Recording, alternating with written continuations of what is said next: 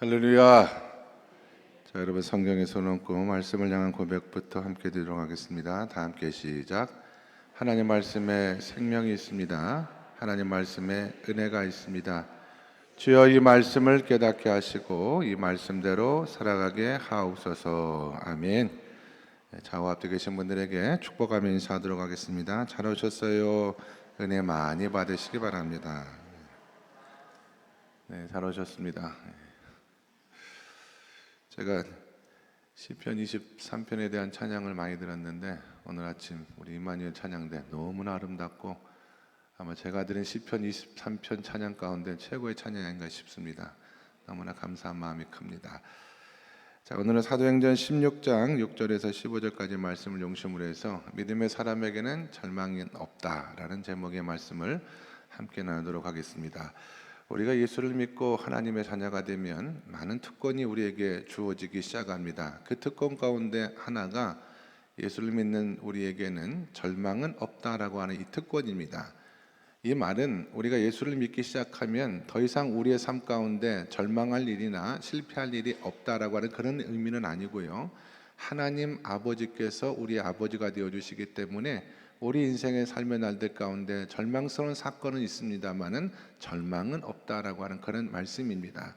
왜냐하면 우리가 예수를 믿고 하나님의 자녀가 되면 그 순간부터 우리는 하나님과의 특별한 관계 속에 들어가기 시작하는데요.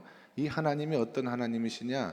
무에서 천지 만물을 창조하신 하나님이시고 저와 여러분의 과거와 현재와 미래의 모든 시간까지 다 아시는 전능하시고 전지하신 하나님이시기 때문에 그렇습니다.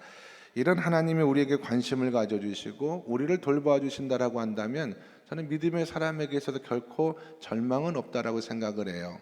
오늘 성경의 말씀은 사도 바울이 중심이 된 선교팀이 선교 사역을 감당하는 시간들 속에서 만나는 사건을 기록하고 있는 말씀인데 이들의 사역 가운데도 큰 어려움이 있었거든요. 얼마든지 절망할 수밖에 없는 상황들이 있었음에도 불구하고 그들은 결국 하나님의 도우심으로 말미암아 그 절망 속에서 건짐을 받고 하나님의 인도를 따라서 사명을 감당하는 것을 기록하고 있는 것을 보면 우리가 절망스러운 상황을 만났을 때는 믿음의 사람답게 어떻게 행동을 해야 되고 하나님은 우리를 어떻게 도우시는가에 대해서 오늘 말씀을 통해서 함께 생각하고 은혜를 나누도록 하겠습니다. 우리가 절망할 수 없는 이유 두 가지를 말씀드릴 건데요. 하나는 하나님께서는 계시를 통해서 우리를 도와주시기 때문에 우리는 절망할 수 없다라고 하는 것입니다. 계시라고 하는 것은 쉬운 말로 하면 이것입니다. 하나님은 당신이 어떤 분이신지, 당신이 어떤 생각을 가지고 계신지, 또 우리를 향해서 가지고 있는 계획은 무엇인가에 대해서 스스로 알려주시고 나타내주기 원하시는 하나님이시다라고 하는 그런 뜻입니다. 사도행전 16장 6절부터 10절까지는 하나님의 계시를 통하여 바울과 그의 일행을 도와주는 사건이 기록이 되어져 있습니다. 지난 시간에 말씀을 드렸던 것처럼 이제 사도 바울은 신라와 또 디모데라고 하는 청년까지 포함하여서 완벽한 선교팀을 이루어서 이제 하나님께서 맡겨진 선교의 사명을 감당하기로고자 부푼 가슴을 앓고 여행을 떠나갔습니다. 그런데 자꾸만 길이 막힙니다. 오늘 6절의 말씀에 보시면 성령이 아시아에서 말씀을 전하지 못하게 하시거늘 이렇게 기록을 하고 있습니다. 여기서 아시아라고 하는 것은 지금 우리가 알고 있는 아시아 전체 대륙을 말하는 것이 아니라 터키의 서쪽 지방 일부를 이야기하는 것입니다. 처음에 바울의 선교팀이 터키 서쪽 지방으로 전도를 하길 원했어요. 이 터키 서남부 지방에 에베소라고 하는 굉장히 큰 도시가 있었는데 이게 굉장히 전략적으로 요충지거든요. 그래서 에베소에 가서 복음을 증거하길 원했는데 그 길이 막혔다는 거예요. 그래서 그 다음에는 이 서남쪽 방향이 아닌가 보다 해서 다 방향을 틀어서 서북쪽 지방으로 복음을 전하려고 생각을 했습니다. 7절의 말씀해 보십니다. 무시아 앞에 이르러 북서쪽에 있는 비두니아로 가고자 했으되 예수의 영이 허락하지 아니하시는지라. 또 막으셨습니다. 어떻게 성령이 막았는지는 정확히 성경에 나와 있지는 않습니다만 분명한 것은 하나님이 허락하지 않았다는 거예요. 이쪽 지역으로 가려고 해도 하나님이 막으시고 이쪽으로 가려고 해도 하나님이 또 막으시니 얼마나 답답했습니까? 보내심을 받아서 내가 이 사명을 감당하기로 또 헌신하고 자원하여 그 일을 감당하는데 하나님이 자꾸 막으시는 겁니다. 어쩌면 우리가 세상을 살아갈 때도 이런 답답함을 느끼는 경우가 있을 것 같습니다. 분명 하나님이 원하시는 일이라 생각을 했고 하나님이 기뻐하시는 일인 줄로 믿고 시작했는데 그 길이 잘 풀려지지가 않는 거예요. 하나님이 가라고 해서 여기까지 왔는데 일이 자꾸 꼬이고 앞길이 열리지 않는 그런 경우 얼마든지 있을 수가 있습니다. 내가 이게 잘못 들었나? 하나님의 음성을, 혹은 내가 하나님의 뜻을 잘못 해석했는가? 그런 생각이 들 수도 있고요. 이것이 시간이 길어지면 살포하게 하나님을 원망하는 마음도 들기도 해요. 내가 세상 일을 위해서, 나의 영광을 위해서 한 것도 아니고 하나님의 뜻대로 이 일을 감당하기 원했는데 왜 하나님 길을 열어주지 않으십니까? 라고 하나님을 원망하는 마음, 극기하는 절망까지 이르게 되는 경우가 얼마든지 있을 수 있습니다. 그런데 오늘 성경의 메시지는 이겁니다. 그와 같은 상황 가운데 있을지라도 절망하지 마시고 조금만 더 기다리다 라고 하는 그런 뜻입니다. 그 절망의 상태가 오래 가지를 않아요. 바울과 그 일행에도 그랬습니다. 10절의 말씀을 같이 한번 읽도록 하겠습니다. 10절의 말씀 시작. 바울이 그 환상을 보았을 때 우리가 곧 마케도냐로 떠나기를 힘쓰니 이는 하나님이 저 사람들에게 복음을 전하라고 우리를 부르신 줄로 인정함이러라. 아멘. 바울이 환상을 보았는데 아마도 꿈을 꾼 것 같아요. 밤에 꿈속에서 마케도니아 사람 하나가 나타나서, 이 사람은 유럽 사람입니다. 우리를 와서 도와달라는 환상을 보여주었습니다. 지금까지는 아시아로 서쪽으로 복음을 전거하려고 했는데 자꾸 하나님이 막으셨다고 그랬잖아요. 근데 마케도니아는 동쪽에 있는 사람들입니다. 유럽에 있는 사람이 꿈에 나타난 것입니다. 여기서 인정했다는 말은 하나님의 뜻은 아시아 쪽이 아니라 유럽 쪽에 있었구나라고 하는 것을 선교팀 전원이 인정했다는 거예요.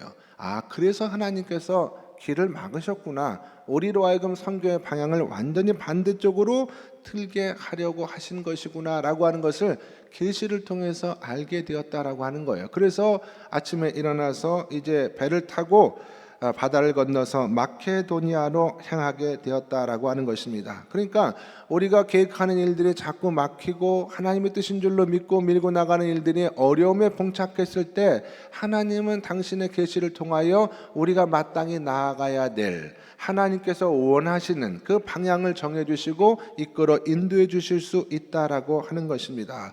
어디로 가라, 무엇을 하라, 어떻게 하라, 하나님은 기도하는 하나님의 자녀들에게 반드시 지시해 주시는 하나님이세요. 목사는 어떻게 그렇게 확신할 수가 있습니까? 확신할 수가 있습니다. 성경을 통해서 우리가 알게 되는 하나님은 계시의 하나님이시기 때문에 그렇습니다. 하나님은 언제나 당신을 나타내기 원하시고 당신의 뜻을 보여주길 원하시는데, 많은 분들이, 성도들이 어떤 오해를 하냐면 하나님은 우리가 참 알기 어려운 하나님, 그리고 하나님의 뜻이라고 하는 것은 목사님이나 성경을 많이 읽으신 분이나 혹은 신앙생활을 오래 하셨거나 또 신비로 영적 체험이 있는 사람들에게만 국한되어 그 뜻을 알려주시는 하나님이시고, 우리 같은 일반 크리스찬들은 하나님의 뜻을 알기 매우 어렵다라고 생각하는 그런 오해가 우리 가운데 있다라고 하는 것입니다. 그런데 아니에요, 여러분.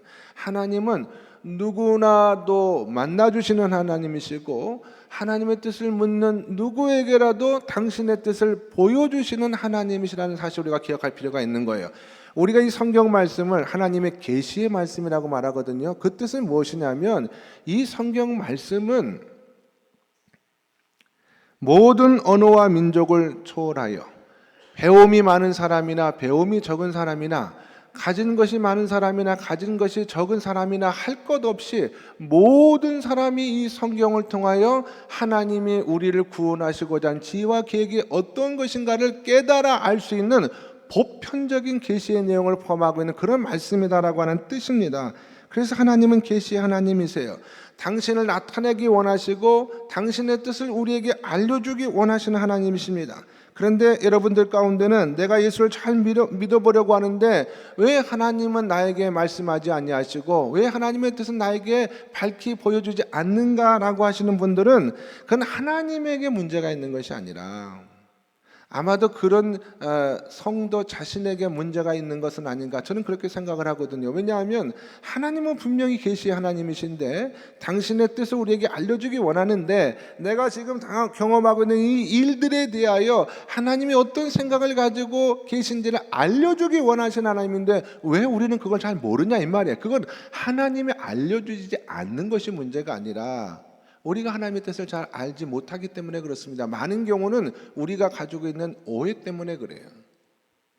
여러분 정말 마음속으로 나는 하나님의 뜻을 알길 원하는가? 그리고 하나님의 뜻대로 살기를 마음으로 준비하고 있는가 한번 생각을 해보세요. 저는 많은 성도들이요, 입으로는 하나님을 알기 원합니다. 하나님의 뜻을 알기 원해요 라고 말하지만 마음속 깊은 곳에서는 하나님을 알기 원하지 않는다라고 생각을 해요. 예를 들면 이런 경우가 있거든요.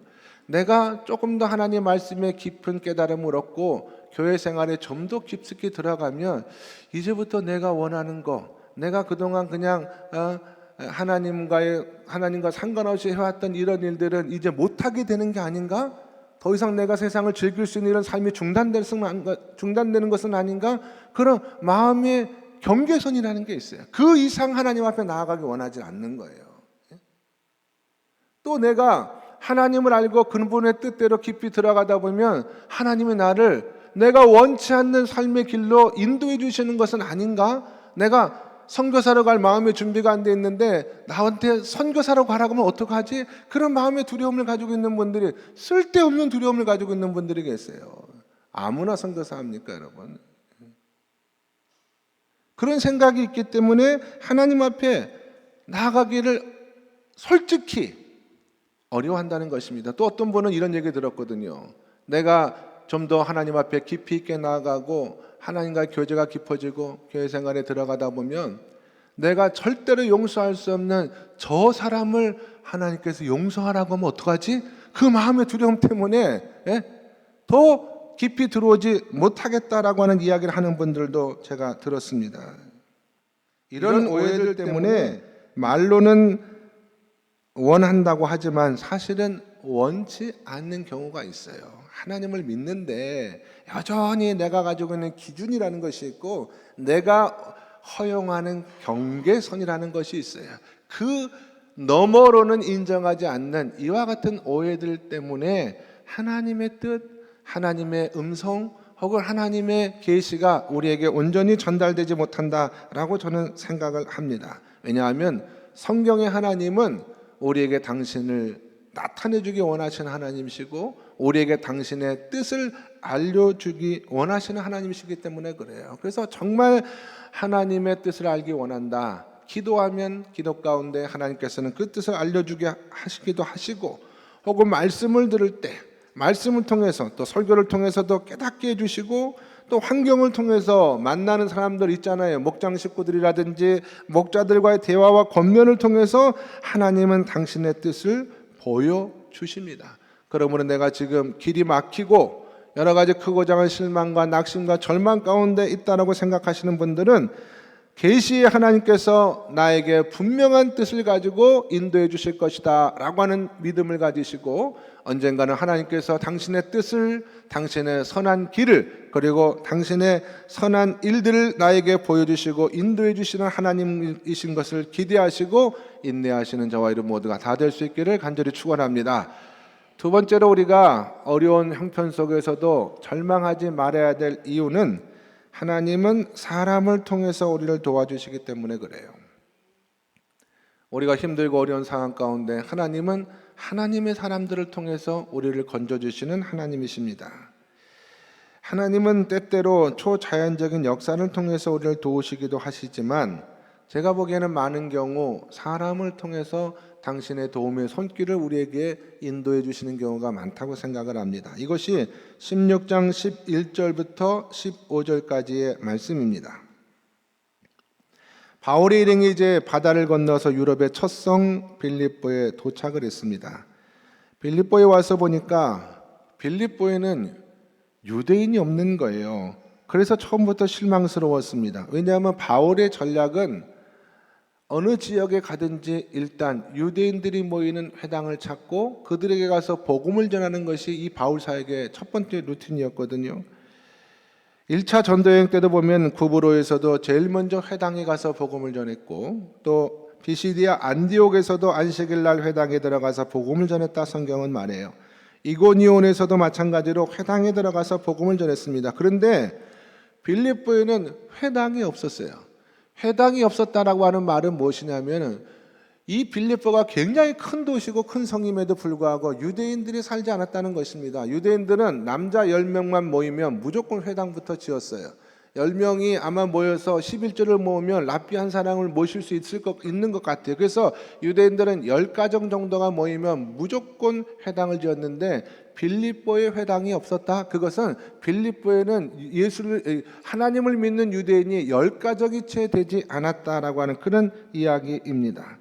실망하지 않고 회당은 없지만 그래도 기도하는 곳에 유대인들이 모여 있지 않을까라는 생각을 하게 되었어요. 강가로 갔던 이유는 유대인들이 정결 예식을 많이 행하기 때문에 주로 기도처는 강가로 삼는 경향이 있기 때문에 혹 유대인들은 없지만 회당은 없지만 강가에 가면 몇 만나지 않을까 싶어서 강가로 내려갔습니다. 그런데 거기에 따로 기도하는 사람들이 있었던 거예요. 근데 또 실망을 했어요. 왜 실망을 했느냐? 강가에서 기도하는 사람들 가운데 남자가 한 명도 없는 거예요. 죄다들 여자들만 모여서 기도하고 있는데 그 중에 또 이방인 여자들도 굉장히 많았습니다. 일단 오해는 하지 말고 들어보세요, 여러분. 제가 이따가 다 설명을 해드리도록 하겠습니다. 남자가 없었어요. 그러니까 마음에 바울이 큰 실망에 들어간 겁니다. 왜냐하면 바울은 여러분 아신 것처럼 사도이기 때문에 저처럼 한 교회에서 오랫동안 목회를 못해요. 한 교회 잠깐 머물러 복음을 전하고 교회를 세운 다음에 장로나 믿음 좋은 사람들을 세워서 그 교회를 책임받게 하고 다음 사역지로 떠나가는 그런 사역자였습니다. 그런데 유대인도 없고 남자도 없어요. 하나님의 계시를 따라서 분명히 확신을 가지고 여기까지 왔는데 되는 일이 하나도 없었어요. 그럼에도 불구하고 실망만 하지 아니하고 바울이 그곳에서 여인들에게 복음을 전했는데 그 여인들 틈에 정말 하나님께서 귀하게 택하신 여인이 한 사람 있었다라고 하는 것입니다. 14절의 말씀을 읽겠습니다. 14절 말씀 시작. 두아디라시에 있는 자색 옷감 장사로서 하나님을 섬기는 루디아라 하는 한 여자가 말을 듣고 있을 때 주께서 그 마음을 열어 바울의 말을 따르게 하신지라. 아멘. 여러분, 이 루디아라고 하는 여인을 주목해 보시기 바랍니다. 성경에 쓰여지는 1세기에는 염색공업이 발달되어 있지 않았기 때문에 물감을 예쁘게 들인 옷은 굉장히 비쌌어요. 그 가운데 이 여인은 자색, 이 보라색, 이 옷감은 일반인들은 입을 수 없는 옷감이에요. 귀족들과 높은 왕들만 입을 수 있는 그런 고급 옷감을, 이 사람이 두아디라 지역 출신이라고 했지 않습니까? 거기가 염색공업이 매우 발달된 지역이었기 때문에 이 여인이 무역을 굉장히 크게 하는 여인이었는데, 이 옷감 장사로 유명한 여인이었는데 이 여인의 마음을 하나님께서 열어주신 거예요. 바울의 말을 듣게 하신 거예요. 그래서 15절의 말씀해 보시면 그와 그 집이 다 세례를 받고 우리에게 청하여 이르되 만일 나를 주 믿는 자로 알거든 내 집에 들어와 유하라 하고 강권하여 머물게 하니라 그랬습니다. 이것도 굉장히 중요한 말이에요. 여러분 아시는 분은 아시겠습니다만 바울은요, 복음을 전하는 사역을 감당할 때에 이제 새로 믿는 사람들이 혹시 오해할까봐, 폐가 될까봐 바울은 교회에서 사례비를 일절 받지 아니하고 자기가 스스로 일하면서 복음을 전했습니다. 그게 오해가 될까봐. 헌금을 해서 가만 보니까 바울의 주머니로 들어가는 것 같아요. 그러면 야, 이 사람도 이 복음을 팔아 장사하는 사람 아니냐, 이런 오해를 받을까봐 스스로 일하면서, 바울은 텐트, 천막 짓는 일을 했던 사람이거든요. 그 일을 했어요. 보면 고린도에서도 그랬고 데살로니가에서도 똑같이 그 일을 하면서 복음을 전했는데 빌립보에서는 안 그랬어요. 왜냐하면 이 여인이, 이 루디아라고 하는 여인이 간청하면서 뭐라고 얘기했냐면 당신이 나를 하나님 믿는 사람으로 인정하거든 우리 집에 와서 머무십시오.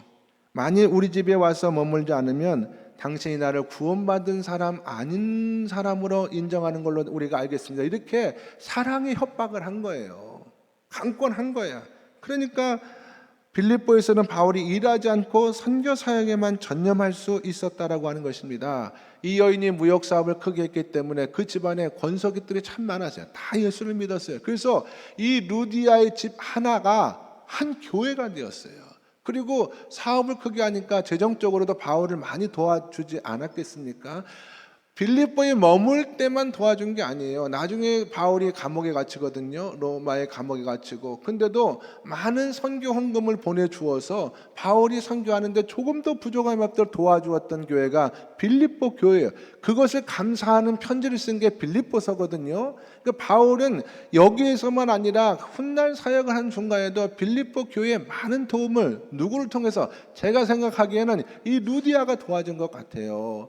바울이 교회를 많이 개척했습니다마는 그 교회들 가운데 바울을 속썩이지 않은 교회가 하나도 없었어요. 모든 교회가 바울을 속썩였습니다마는 바울 사역 끝까지 바울의 마음에 위로가 되고 속썩이지 않았던 유일한 교회가 바로 이 빌립보 교회였다라고 한다면 처음에 바울이 여긴 남자도 없구나. 여긴 복음 들을 사람들도 아무도 없네. 내가 다른 곳으로 가야 되지 않나 이렇게 생각하지 아니하고 그 강가에 내려가서 여자들에게라도 절대 오해하지 마세요. 여자들에게라도 복음을 전했던 것이 바울 사역에 큰 도움이 되었다라고 하는 것을 우리가 성경 전체를 통해서 보게 됩니다. 하나님은 우리가 어려움 가운데 있으면은요, 절망스러운 상황 가운데 있으면 하나님이 우리를 도와주시는 여러 가지 방법 가운데 하나님의 사람을 보내준다는 사실을 우리가 이런 말씀을 통해서 확인할 수가 있어요. 여러분, 제가 목회를 하면서 잘하는 것이 아주 없지는 않습니다만은 못하는 것이 훨씬 더 많은 사람이거든요. 잘하는 게 사실 별로 없어요. 그럼에도 불구하고 이렇게까지 이 나이까지 목회를 할 수 있었도록 한 것은 제가 생각하기에는 하나님의 도우심이 가장 커요. 하나님은 사람들을 통해서 저를 도와주셨어요. 제가 가만히 목회 여정을 돌이켜 볼 때 이건 하나님이 개입하지 않으면 이런 일은 있을 수가 없다라고 생각하는 사건들이 좀 있거든요. 근데 그런 사건들 속에 공통점이 있어요. 이건 하나님이 하시는 일이야 라고 제가 판단할 수 있는 그런 사건들의 공통점은 뭐냐면 하나님께서 그 사건들 가운데 사람을 보내주셔서 저의 목회를 도왔기 때문에 오늘까지 내가 목회 사역을 감당할 수 있었다라고 하는 그런 마음의 확신이에요. 내가 너무 힘들고 어려운 상황 가운데 있을 때 하나님께서 나에게 위로를 주실 수 있는 어떤 은인 같은 사람을 만나기도 하셨고, 어떤 구체적인 문제에 봉착해서 그 문제를 씨름하고 있을 때 그 문제를 도와줄 수 있는 사람을 보내주셔서 교인 가운데 보내주시거나 또 교회 밖에 있는 사람을 통해서 도움을 주시거나 해서 그 일들을 감당해 갈 수 있도록 하나님께서 인도해 주신 경우가 너무나 많습니다. 저는 하나님이 저만 사랑하여서 저에게만 그런 사람을 보냈다고 생각하지 않아요. 하나님은 저도 사랑하지만 우리 성도님들도 사랑하시는 하나님인 줄로 믿으시면 아멘 하시기 바랍니다. 그러므로 여러분에게도 여러분이 어렵고 힘들고 절망스러운 가운데 있을지라도 하나님이 여러분을 도와주기 원하세요. 그런데 많은 경우 사람을 보내주셔서 하나님은 저와 여러분을 도와주시는 하나님이신 줄로 믿으시기 바랍니다. 그래서 우리가 어려움 속에서도 절망할 이유는 없다. 왜냐하면 하나님이 우리를 도와주시기 때문에 그렇다. 근데 중요한 것은 이 사람이 하나님이 보내주셔서 우리를 도와주시는 것까지는 인정을 하겠는데, 이 사람이 하나님 보내주신 사람이냐 하나님 보내주지 않은 사람이냐, 이거를 또 분별하지 못하면 기껏 하나님이 보내주셨는데 그것을 우리가 놓치는 경우가 있을 수가 있다라고 하는 것입니다. 바울도 하마터면은 루디아와 그 사람들을 놓칠 뻔했어요. 아까도 말씀드렸습니다마는 바울은 가는 곳마다 회당에서 예수 그리스도의 복음을 증거했다고 제가 말씀드리지 않았습니까? 그런데 이 빌립보에는 회당이 없었을 뿐만 아니라 기도하는 곳에 갔는데 여자들밖에 없었어요. 이거는 그 당시에 유대인들도 그렇고 1세기 남자들은요, 여자들을 사회적으로 가치 있게 인정하지 않았습니다. 유대인들도 여인들을 사랑을 했습니다마는 그들을 어떤 영적으로 도덕적으로 매우 낮은 존재들로 인정을 했어요. 보편적으로 그랬다는 거예요. 그래서 유대인 랍비들 가운데에는 여자들하고 너무 말을 많이 섞지 말아라. 그러면 영적으로 오염될 가능성이 있다. 이런 얘기를 했어요. 제가 여자들 사이에서 말을 많이 하지만 저는 영적으로 오염된 적이 한 번도 없어요. 그러니까 그 랍비들은 그렇게까지 가르쳤고, 심지어는 어떤 랍비들은 여자들에게 하나님의 말씀을 가르치는 것은 차라리 개에게 가르치는 것이 낫다, 이렇게까지 못된 랍비들도 있었어요. 근데 바울은 바리새파 출신 아닙니까, 여러분? 이런 랍비들과 이런 말씀들에 대해서 매우 정통했던 그런 사람이었음에도 불구하고, 이런 사람이 처음에 왔을 때 여인들만 있는 것을 보고, 여기는 가능성이 없다, 빌립보는 패스하고 다음으로 가자, 이러지 않았다라고 하는 것입니다. 13절에 보시면, 안식일에 우리가 기도할 곳이 있을까 하여 문밖 강가에 나가 거기 앉아서 모인 여자들에게 말씀을 전했어요. 말했습니다. 그 가운데 누가 있었다고요? 루디아가 있었다라고 하는 것입니다. 그러므로 우리는 신앙생활하면서 하나님이 우리에게 보내주신 사람들을 분별할 수 있는 지혜가 있어야 됩니다. 그 사람들을 잘 대해주는 것이 매우 중요해요. 왜냐하면 우리가 일상에서 만나는, 오늘 지나서 한 주간을 만나는 사람들 가운데 하나님이 나에게 도움을 주려고 보내주신 사람, 내가 특별히 절망 가운데 있지 않더라도 하나님이 우리에게 도움을 주시려고 보내준 사람이 그들 가운데 숨어 있기 때문에 그렇습니다. 그래서 그 사람들에게 잘 해주는 것이 매우 중요해요. 히브리서를 쓰신 히브리서 기자는 13장 1절과 2절에서 이렇게 말했습니다. 형제 사랑하기를 계속하고 손님 대접하기를 잊지 말라. 이로써 부지 중에 천사를 대접한 이들도 있다. 이런 얘기를 했어요. 아브라함 얘기거든요. 형제 사랑하기를 계속하고 나그네 된 사람들을 대접하는 것 가운데 아브라함이 천사를 만나서 하나님의 도우심을 입었다라고 하는 그 이야기를 하고 있는 것입니다. 중요한 것은 여러분, 우리가 하나님 보내주신 사람을 왜 분별하지 못하는가? 그 이유 가운데 하나는 이런 거예요. 우리는 우리에게 도움이 될 사람과 내가 도와야 될 사람들을 마음속으로 구분합니다. 저 사람은 내 인생에 도움이 될 만한 사람이야. 저 사람을 알고 지냈다가는 내가 저 사람 때문에 고생할 것 같아 라고 사람을 구분을 해요. 저 사람은 내 인생에 이 문제에 있어서 도움을 줄 수 있는 사람인 것 같다라고 한 사람 가운데는요, 제 경험상 하나님 보내준 사람이 많지 않습니다. 우리가 하나님 보내준 천사를 어디서 만날 수가 있느냐? 나의 도움을 필요한 사람들 있지 않습니까? 좀 모자란 사람들, 내 인생에 별로 도움이 될 것 같지 않은 사람들 가운데 오히려 하나님께서 보내준 사람이 있을 가능성이 매우 커요. 그래서 성경은 나의 도움을 필요로 하는 사람들이 우리의 상이요 우리의 영광이라는 얘기를 괜히 하는 것이 아니에요.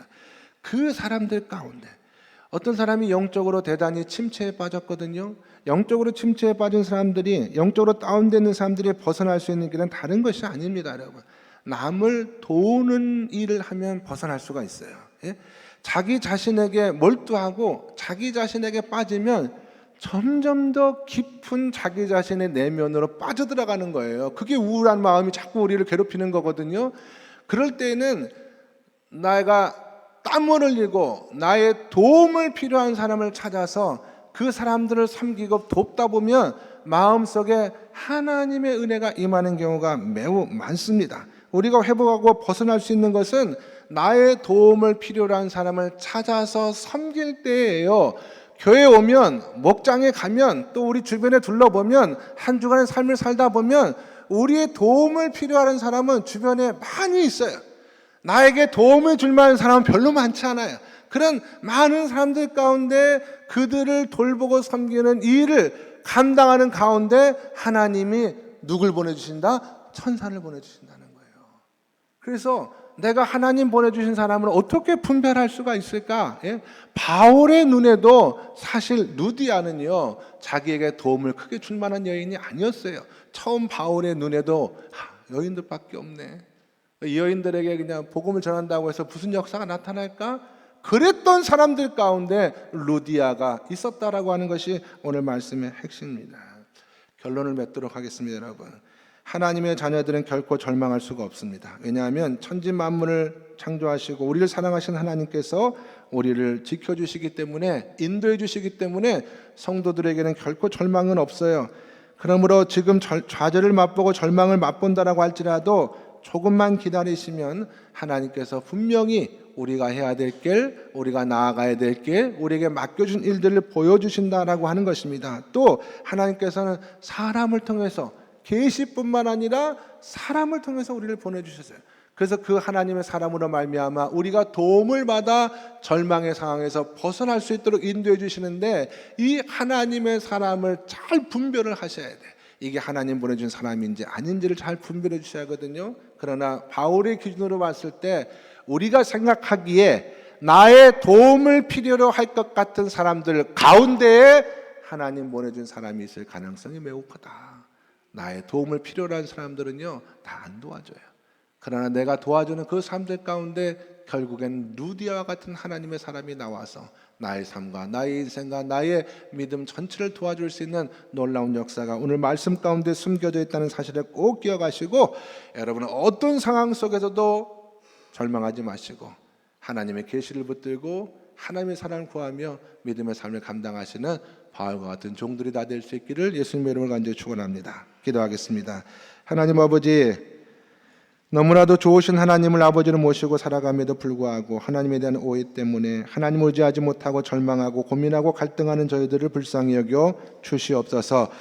저희 영안을 열어주셔서 하나님을 있는 그대로 보게 하시고, 하나님께서 정말 나의 아버지라고 하면 절대 나를 절망 가운데 두시지 않으시라는 것을 믿고 인내함으로 주님의 인도함을 받을 뿐만 아니라 하나님 보내주신 사람과 더불어서 믿음의 축복을 나눌 수 있는 저희 모두가 다 될 수 있도록 인도하여 주시옵소서. 예수 그리스도 이름 받들어 기도드리옵나이다. 아멘.